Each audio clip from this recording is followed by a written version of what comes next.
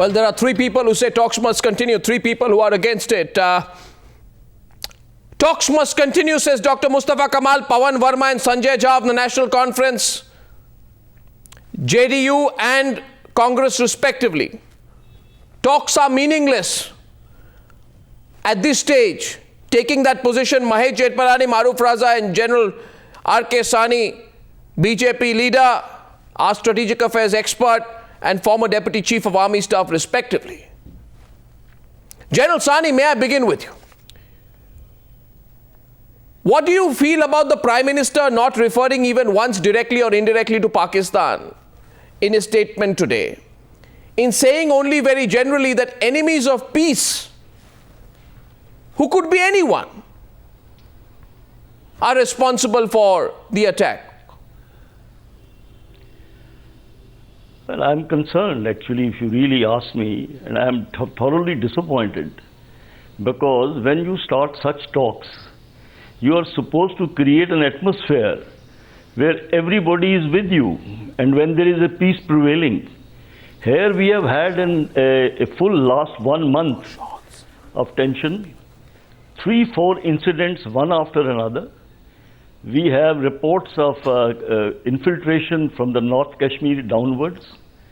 And in such an atmosphere, the Pakistanis cross the international border in J&K, kill our 4 policemen, and ultimately they kill about 6 to 7 soldiers, including 1 lieutenant colonel.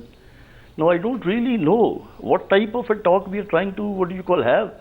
And we just call an enemy. It's not an anonymous enemy. The worst. Actually, we have identified that people.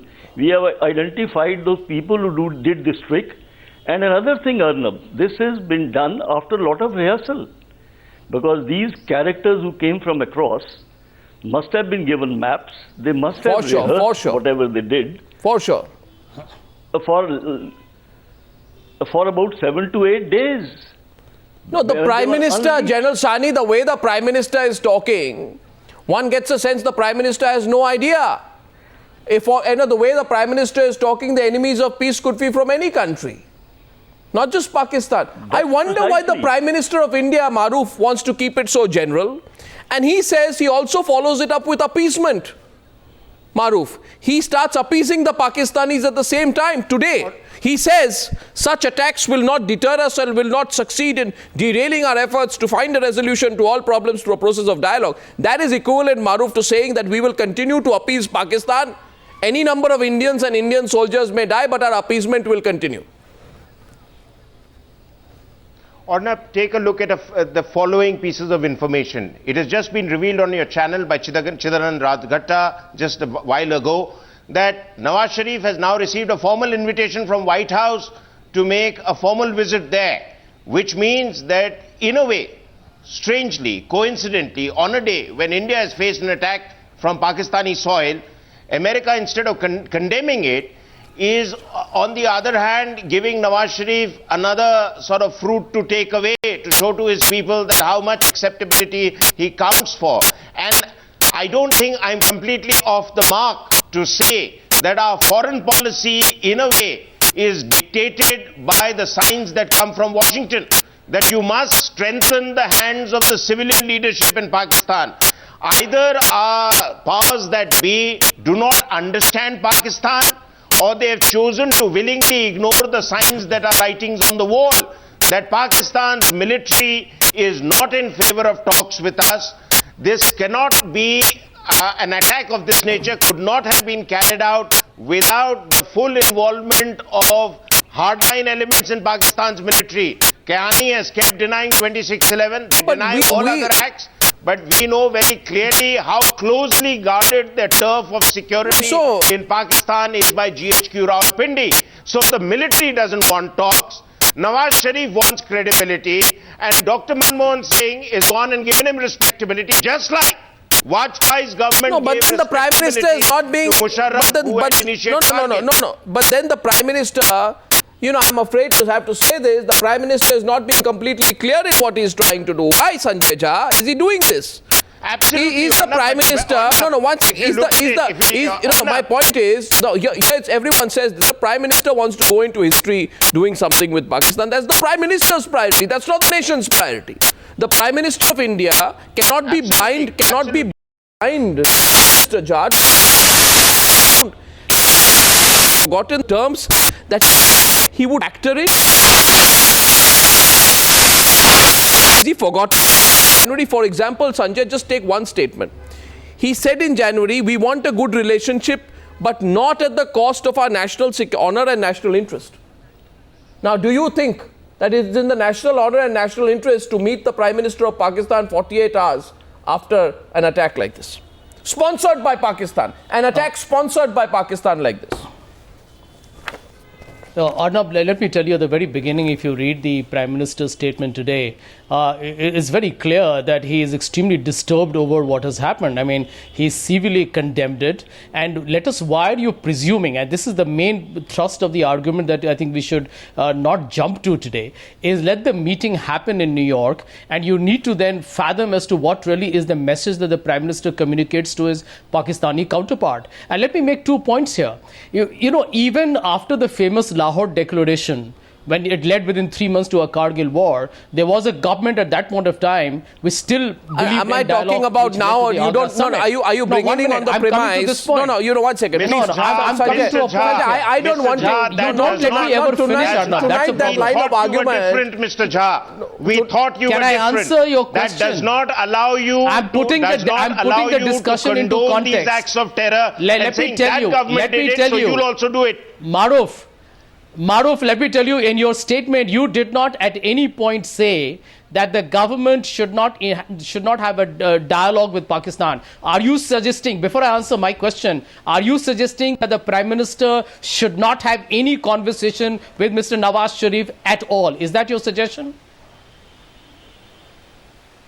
Well, I mean, until yesterday, my position was, since they are going to be crossing paths at the UN General Assembly, no harm in shaking hands and probably exchanging notes. But today, the position is completely changed. You cannot continue to accept attacks from across the border. They didn't fly in from space. And you cannot go ahead and have talks with a man who's not in control. What are you talking about? Are you trying to get to know each other? Mahesh Jetwalani coming into the debate right now. All I remember, Sanjay Jha, 1 minute, please let everyone come in. In August, the Indian Parliament, Sanjay, 1 minute. The Indian Parliament in August passes a unanimous resolution. Let's look at the context, right? Now, either you tell me today, either our politicians or who are supporting the government say today, you know, damn, let's forget what happened before the parliament. Forget the commitment to parliament, forget the commitment to the people, forget your public statements, forget everything, close the chapter. We are a law unto ourselves. We'll talk to Pakistan when we feel like. But I remember that there was a statement in Parliament, a unanimous resolution which said something, Mahesh Jetwalani. It said our restraint should not be taken for granted, nor should the capacity of our armed forces to ensure the territorial integrity of the nation. Now, the Prime Minister seems to be showing utter disregard for that tough stand that all Indian politicians across the spectrum decided to take in that Parliament resolution. Arnab, ever since Nawaz Sharif has come to power, there have been increasing border incidents. There have been at least 10 serious skirmishes on the border. Now, these are army-to-army skirmishes. But apart from that, inside the valley, there have been at least 3 suicide attacks. And now the 4th today. Not a suicide attack, but a daring attack where you attack the police station and army in 2 different districts in Jammu and Kashmir. So both on the border and inside the valley, it has increased. Now, please view this in the background of an interview given by Hafiz Syed to India Today earlier this day, when he said that jihadi activity will achieve full-scale potency once America withdraws from Afghanistan. This is only a foreshadow of what is to come. Now, coming to your point and what Sanjay Jha said, I don't think any Indian citizen, not even this government, which seems to be suffering from some kind of diplomatic or foreign policy schizophrenia, believes that talks should go on when terror is being perpetrated from across the border.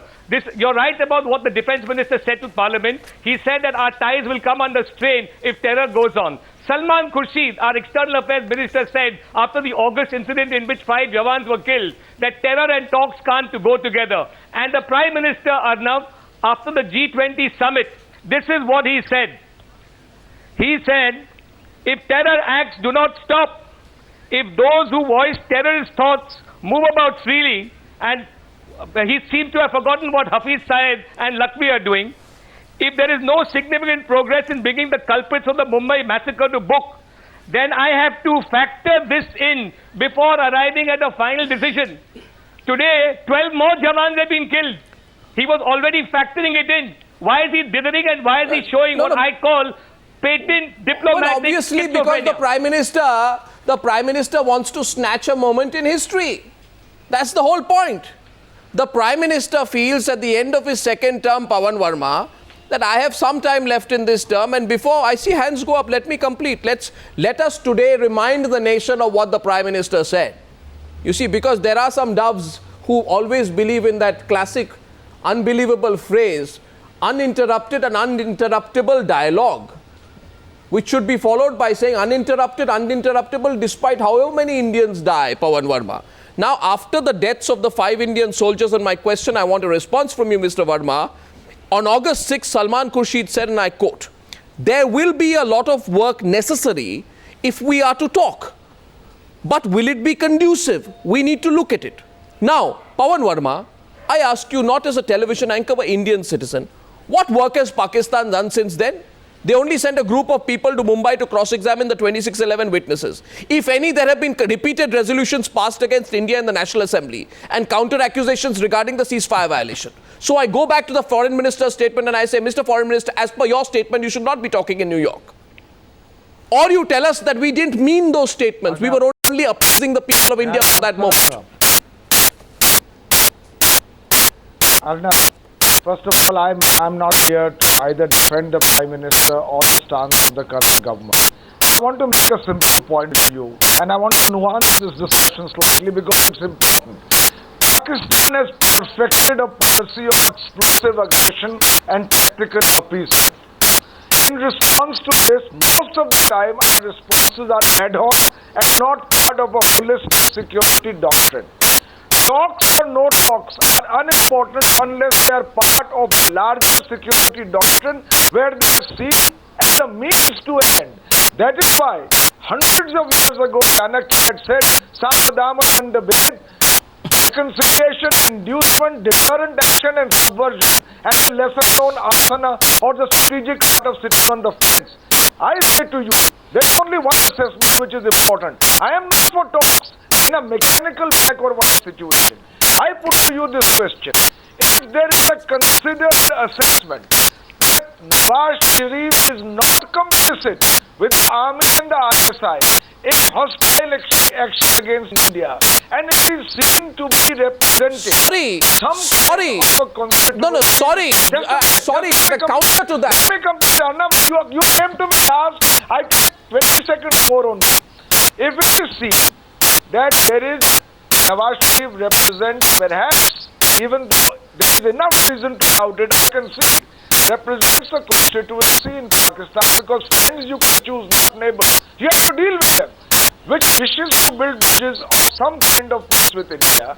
You must see the question about having talks in this framework, rather than in a mechanical black and white. What framework, Pawan Verma? What exactly will we talk to Pakistan about? Let me ask, what will we talk to Pakistan about? We will talk to them about great power, aspiring great power of India should have. No, I'm sorry, but what will we talk to Pakistan exactly about? We'll talk to them about trade, about visas, about people-to-people contacts, about confidence-building measures, about the export of towers across the border. These are superficial cosmetic issues when the burning issue of terrorism emanating from Pakistan is not addressed. And I'm sorry, Pawan Verma, what we are doing is only going to end up encouraging this group of people. I'll get the last speaker, Mustafa Kamal, coming into the debate. Mustafa Kamal, I lost the line there with you. So I'll go back at this point to General Sani and Maruf Raza before I take it forward with Sanjay Jha. General Sani, also I'm having a tough line with the lines. Let's see the satellites which we have up right now at this moment. Let's see the lines who we have up. Arnab. Sanjay Jha, Mahesh Jetpalani and Maruf Raza on the debate. Sanjay Jha, tell me today, are we to forget everything the Prime Minister promised? That's a simple question. Prime Minister made 5 or 6 promises on 5 or 6 occasions. Was he not being sincere? Well, let me tell you, Arnav, very clearly. We are jumping to conclusions here. The Prime Minister of India, Mr. Manmohan Singh, firstly, you are making a lot of statements about the fact that he is working towards his own personal legacy, etc. I mean, the challenge with Pakistan is a historical baggage that we have. I mean, Pakistan has been a difficult, complex, hostile neighbor. It's a geographical reality of our times. No, who was They are a Pakistan fractured referring to? polity. No, who was he referring to One in an minute. Independence Day speech, Sanjay, when he said our commitment to peace is unfailing but our patience has limits? Who was he talking about? Luxembourg? Well, let me tell you, but I don't think you should make this into one of such rhetorical adrenaline flowing today. No, why does the Prime Minister not name Pakistan? Discuss this. No, why does the Prime Minister not name Pakistan in his statement today? Is he nervous, embarrassed, worried? Why does he not name Pakistan? Let me tell you, isn't it? Well, it is obvious and as clear as daylight that we are talking about Pakistan. No, it's not. No, I'm sorry, it's not. But I want to move No, I'm beyond sorry, the it's cosmetic. not. He has not named I think Pakistan. you are indulging in a cosmetic. No, one second. assessment. What is cosmetic? Let me answer your question. What is cosmetic? There is a 1 minute, newly Sanjay Jha. elected Why is the Prime government- Minister not naming 1 minute. Pakistan? Tell me. Why does he not name Pakistan? He is naming Pakistan. He has not named Pakistan. He is Show me in the naming statement where he Pakistan in names his press Pakistan. statement. Where does he name Pakistan? Let me tell you. Please tell me where is he naming Pakistan? Let me tell you. So I can pose a counter question to you, Arnab Goswami. Which country do you think is he talking about? No, 1 second. Why is he not naming Pakistan? So you tell me which country do you think no, he's I don't talking know. about? I don't know. Anyway, I don't let me know tell why you, he's he's talking about. meeting a newly No, I don't know why he's talking about, but why is the Prime Minister not naming Pakistan? Why is the Prime Minister not naming Pakistan? Victory. Arnab, I'm just quoting a couple of relevant points. Nawaz Sharif has won a decisive The group that attacked the Nairobi Mall were also enemies of peace. No, 1 second, please, let's be clear, Sanjay Jha. The group that attacked the Nairobi Mall were also enemies of peace. No, you don't want to take the question. I'm asking you a question. You don't want to take the question. The question I'm asking you is this. Okay, go ahead. And you know, 1 second. Please remember one thing. Trying to avoid my question by speaking over me does not constitute a reply in simple English. The question I'm asking here tonight is simple. And I have a lot of viewers who are also asking the same question here tonight. I am asking you, the Prime Minister has refused to name Pakistan. Now, I'll tell you, if you talk about enemies of peace and you say it's obvious who we should be talking about. 1 minute. 1 minute. Arnab, is implicit. No, it's not implicit. Why is the Prime Minister not naming Pakistan? Why? Maruf, is it implicit?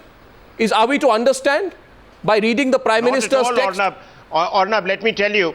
Exactly. Let me answer your question, Arnab. Let me answer your question. On Independence Day speech, when the Prime Minister gave a generic two-liner remark that India will not tolerate acts of terror, etc., we had a debate on this channel in which I had said that you'd asked me, do you think that was enough? And I said the Prime Minister failed to give out red lines to our enemy.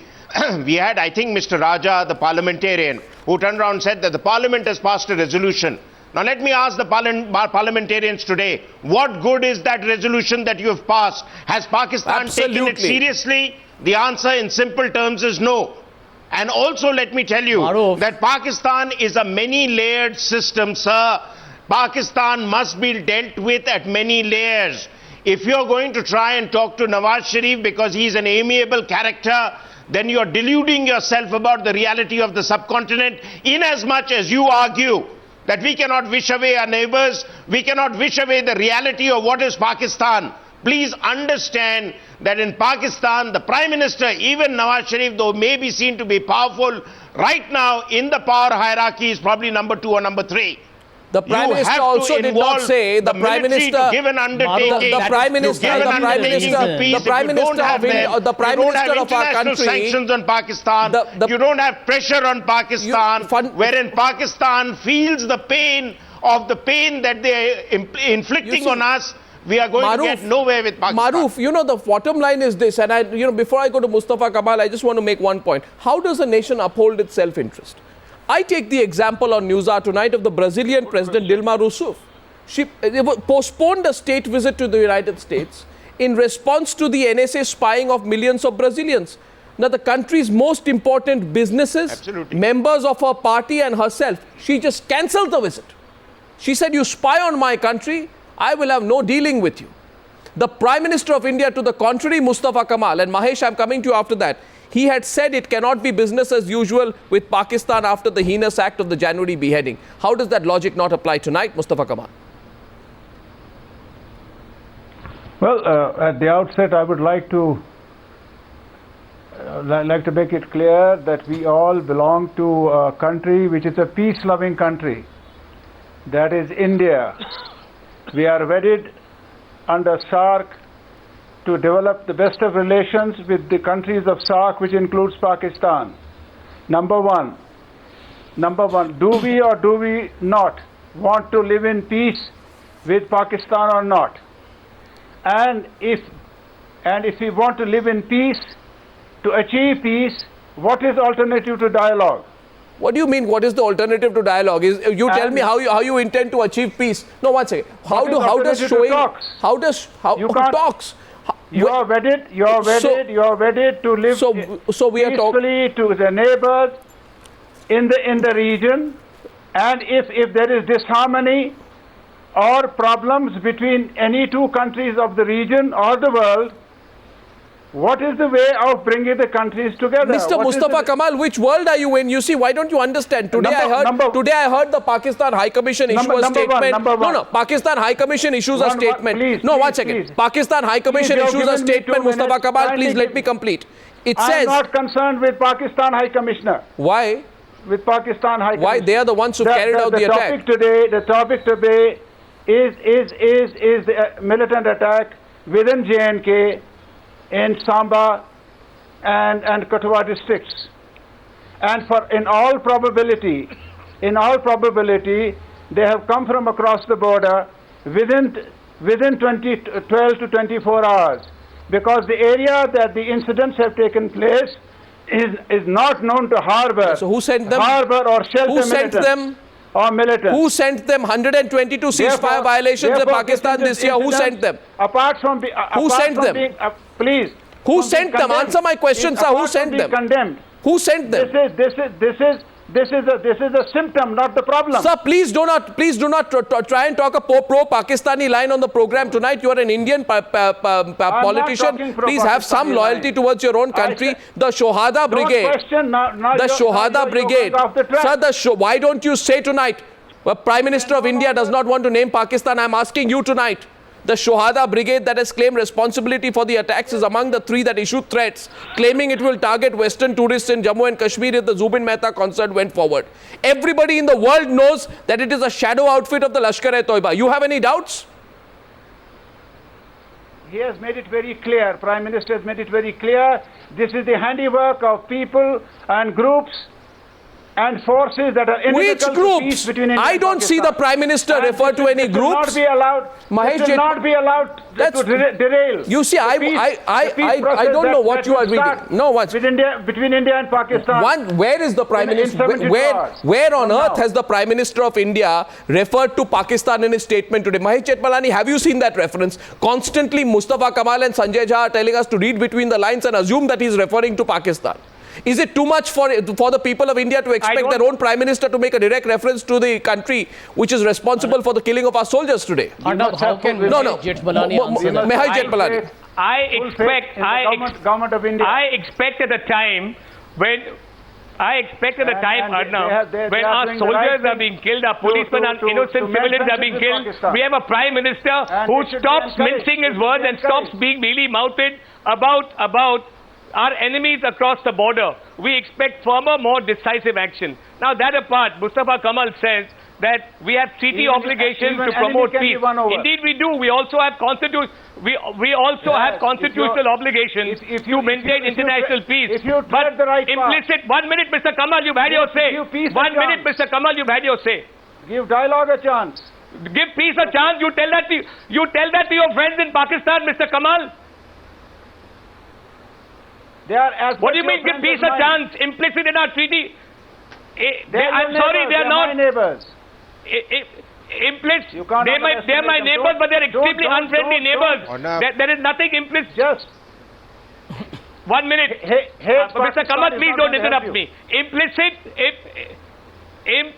in our treaty obligations to promote international peace is that we do not maintain peace with a rogue state that promotes both at the official now and also at unofficial levels, cross-border terrorism. It is implicit that we deal with in a friendly manner with states who are themselves amenable to peaceful overtures, not rogue states who constantly kill innocent civilian soldiers and others. No, and I want to know tonight how honest the government of India is being with its own people. You know, after the beheading of our soldiers, Pawan Verma, the Indian government was all fire and brimstone. And I know at that point of time, the government was responding to the debate that was going on in the media and in the whole nation. Prime Minister said it cannot be business as usual. Arnab, no, one second. Salman Khurshid said. Okay, Mahesh Jetmalani. Please, because, you know, it's being reduced to this kind of simplicity. I just want to make one... Arnab, please let me make a point, please. Because otherwise there's just too much shouting. Talks or no talks are a matter of judgment. They don't preclude deterrent action. They don't preclude subversive action. They don't preclude inducement and other forms of dealing with a hostile and difficult neighbor. To take a mechanical view, our problem is that we don't have a holistic security doctrine to Pakistan. Exactly. And we finally reduce everything to talk or no talk. No, of course. I say to you, after Kargil, you invited Musharraf here, the perpetrator. It was wrong. After December 2001 attack on Parliament, you massed your forces to threaten Pakistan.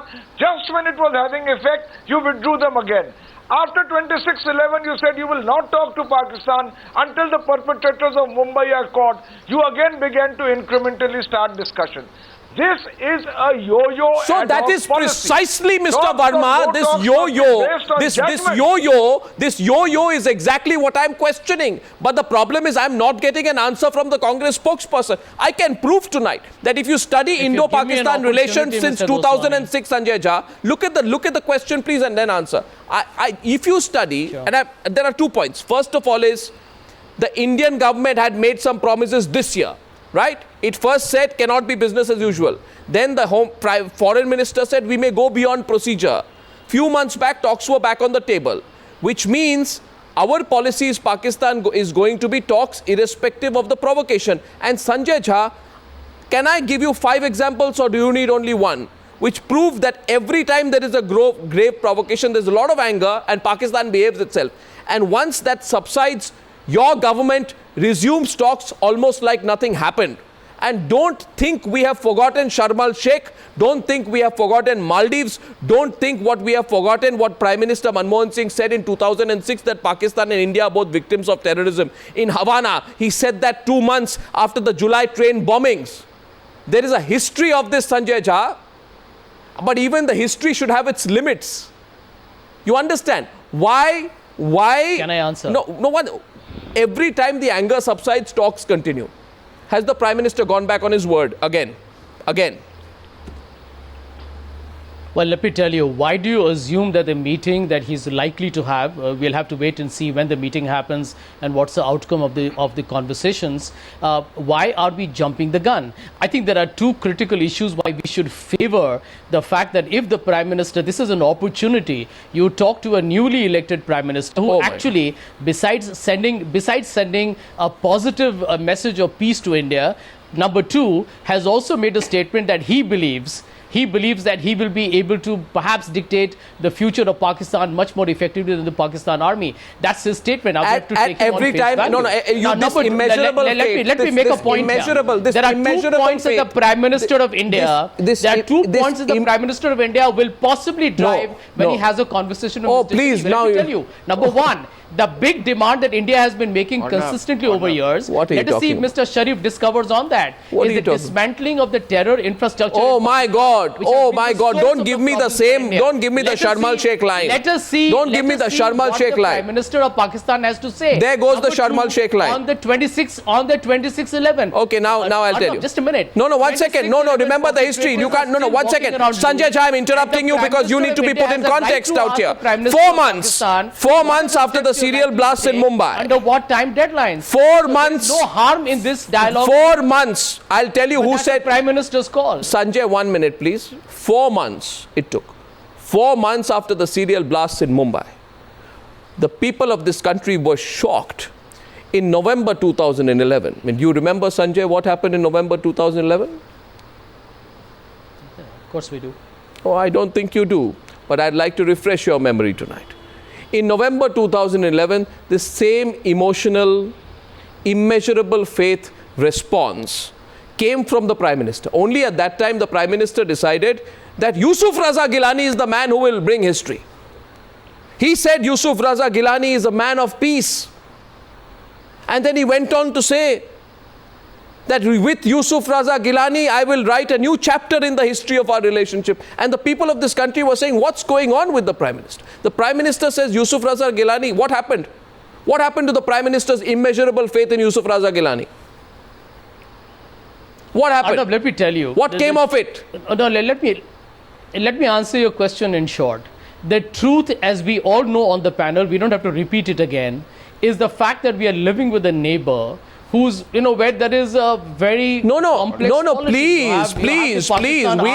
8 months after 26/11, 8 months, Pakistan a difficult challenge. 8 months after 26/11, Pakistan is a difficult challenge. 8 months after 26/11, you go to Sharm el Sheikh, you mention Balochistan. This is July 2009. People are shocked even then. I am showing contemporary history. So Maruf, let's get you in. Maruf, yes. Arnab, let me respond to this point which Mr. Jha has brought out. It comes out again and again by Congress spokespersons and people associated with the government today, that we have a difficult neighbor, we have to live with this neighbor, we have to interact with this neighbor. I want to ask you, sir, a simple question. Why is it that our focus on neighborhood is only on Pakistan?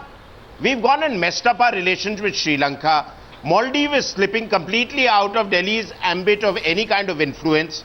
Bhutan's back has been pushed to the wall. You've failed to deliver on any of your promises with Bangladesh. Nepal doesn't take you seriously anymore.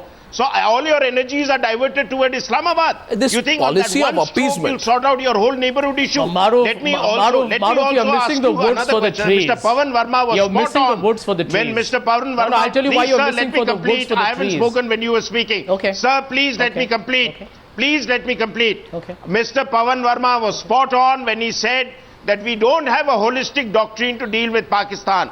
We neither have a diplomatic initiative in place, we neither have military measures in place, because our political, bureaucratic, diplomatic elite is completely confused and divided over how to deal with Pakistan. There are those who feel that if you push Pakistan to the corner, Pakistan will inflict some kind of nuclear damage on you, but they don't understand strategy and they are not able to call off Pakistan's bluff. No, but why, Maruf,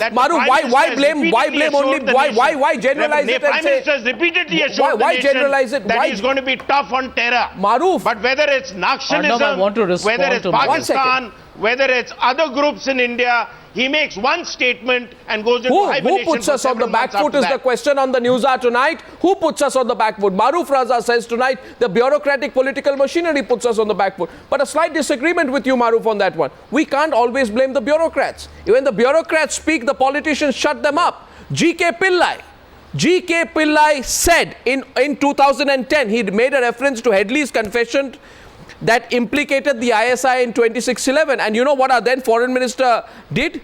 He apologized for it. Shah Mahmood Qureshi of Pakistan equated Pillai's statements with Hafiz Saeed.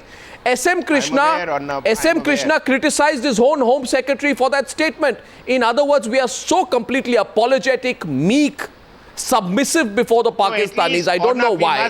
That we even compromise our national interest in the process. We must give credit to Mr. Pillai for having spoken up. Most of them don't speak up. Absolutely, I agree with you. Mahesh wants to come in. Sanjay, after that, I'll give you a turn to respond. Mahesh. Okay. Both Sanjay Jha and Pavan Verma have used words like adrenaline pumping and jingoistic shouting. Now let's take the government's excuse.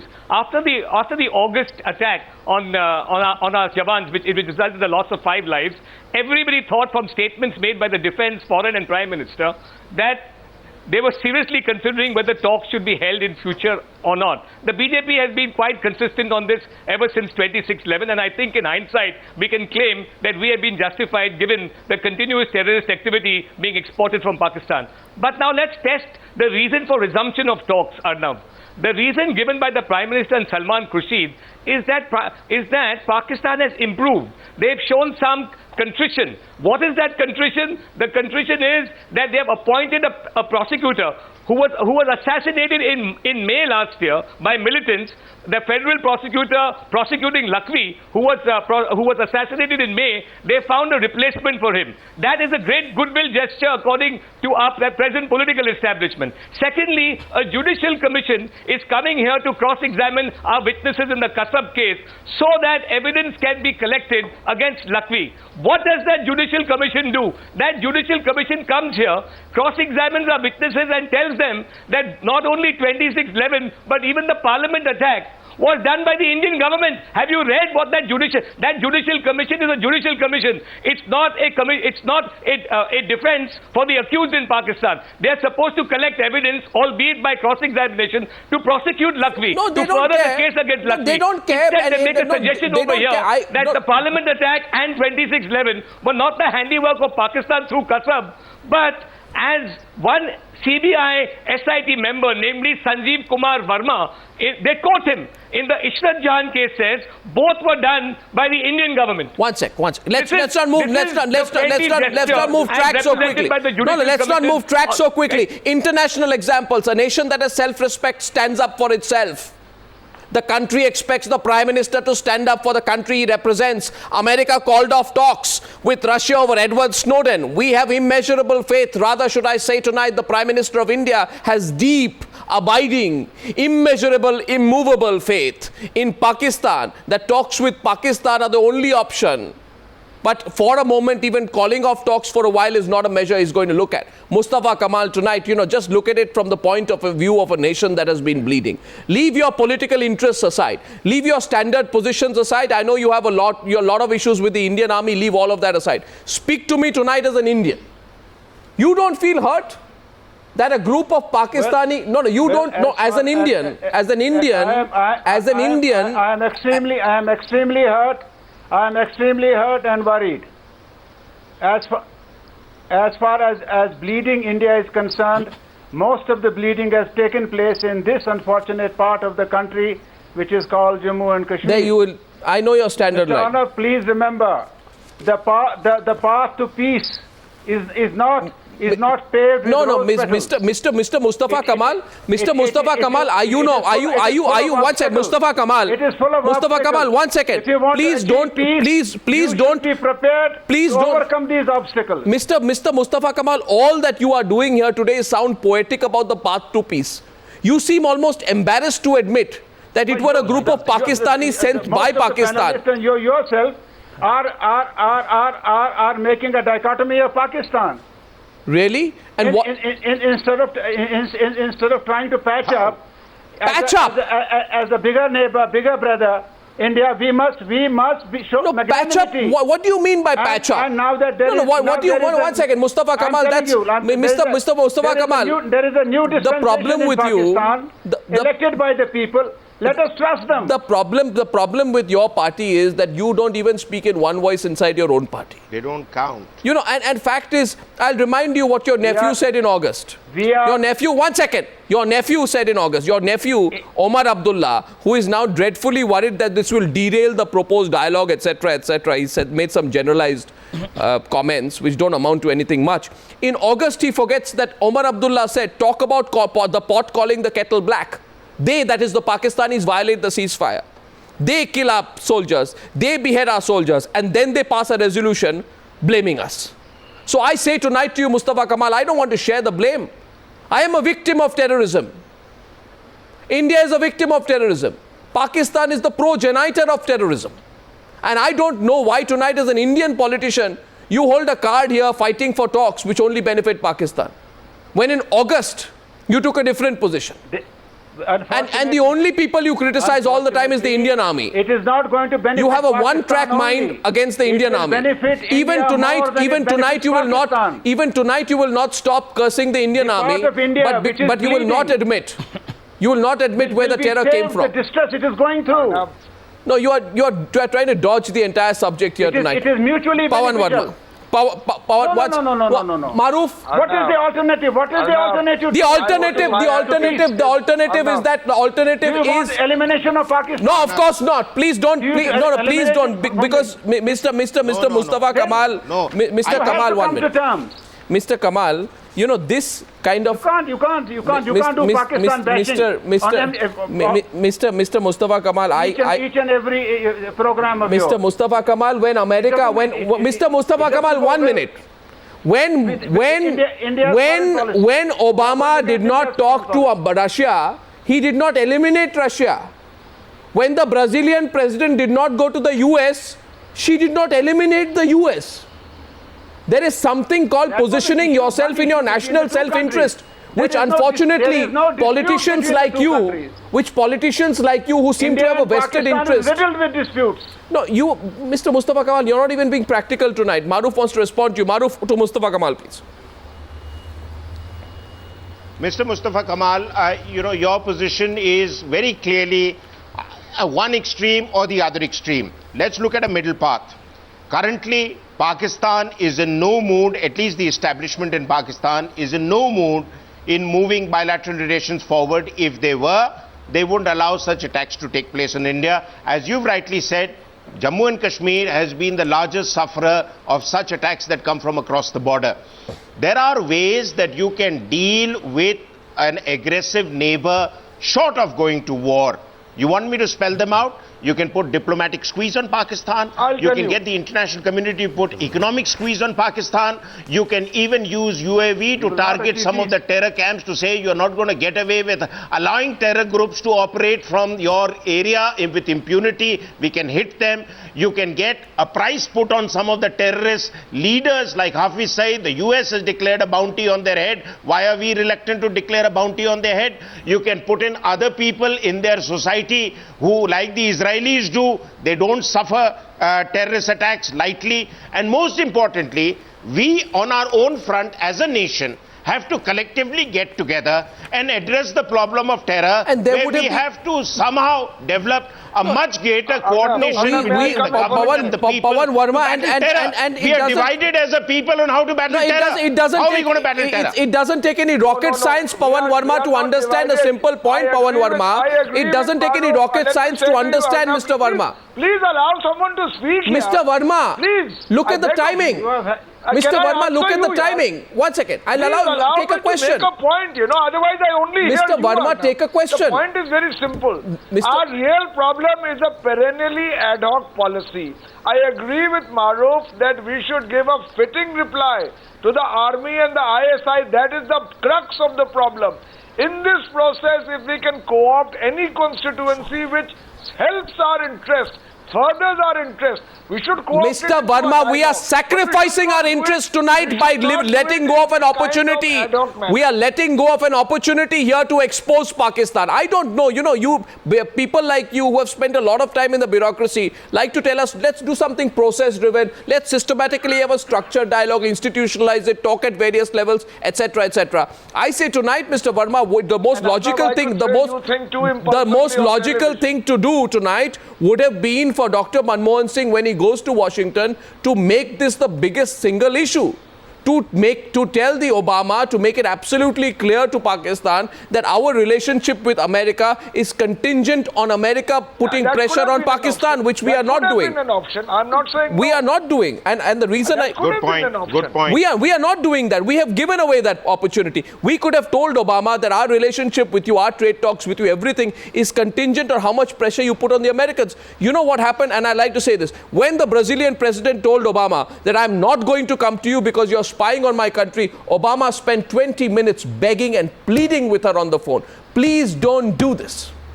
Because America likes the tough language. But we have forgotten to talk that tough language, haven't we? Mahesh Jethmalani and then General Sani. Yes, Arnab, you're absolutely right. there is no place for soft power as far as Pakistan is concerned. Dialogue, trade, cultural exchanges are not going to help with a hardened state which even massacres its own minorities like the Shias and the Christians. You know what is happening in Pakistan? Where is the room for dialogue? But Nawaz Sharif can't control his own internal turbulence. What is he going to do with a hated enemy for most people in Pakistan like India? I mean, for God's sake, the writing is on the wall. What kind of, we don't need an ad hoc policy. We need a change of tack completely right now.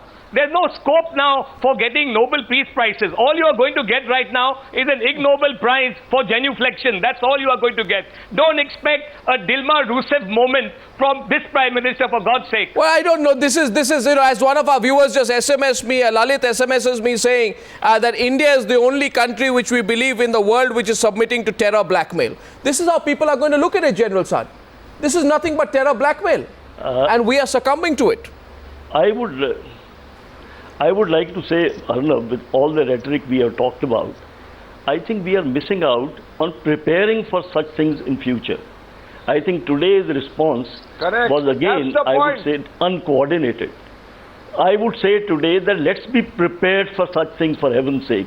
Let's have these contingency plans in place, and we should respond in a very systematic and hard fashion. Today, this talk of peace and this dialogue and this discussion somehow give me a feeling that all is well, all is not well. Because across the country, across the borders, there is a country which is preparing to destabilize us. And we should be prepared for it.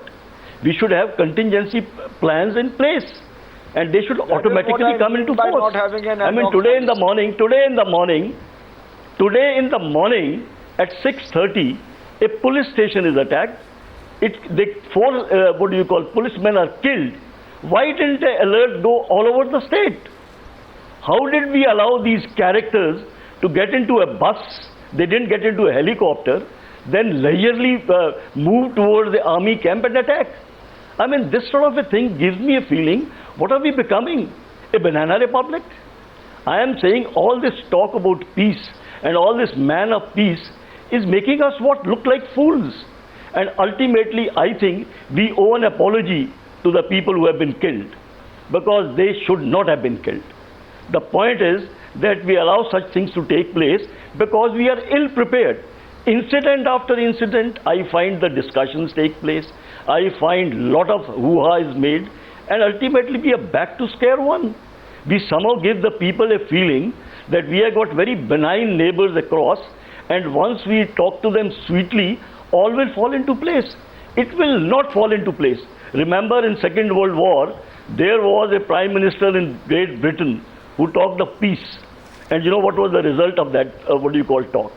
So let's, heaven's sake, start facing the realities. We are in trouble. Actually, we should look at what is happening around us, and these things will continue to increase in volume. These incidents will continue to increase. I completely agree with you. We fool ourselves, and I think everyone in the nation remembers that many, many years back, I think it was the 4th of January 2004, that Musharraf made a promise on television that my soil, our country's soil, will not be used for sponsorship of terrorism against India or against any other country. Almost 10 years have passed. Pakistan has not changed. The Prime Minister is meeting Nawaz Sharif nevertheless. The only point I'm saying tonight, sir, I am limiting this discussion to diplomacy. I think the people of this country have every right to expect that the diplomacy of this country will represent and protect the national self-interest of this country. And if diplomacy is going to be made an instrument for personal use, then I think people have a right to question it. So that's all point I'm making. Now we're also going to ask the Pakistanis a few straight questions tonight. Thank you very much, ladies and gentlemen. Our second debate coming up in a few minutes on the Newshour tonight, the special edition tonight.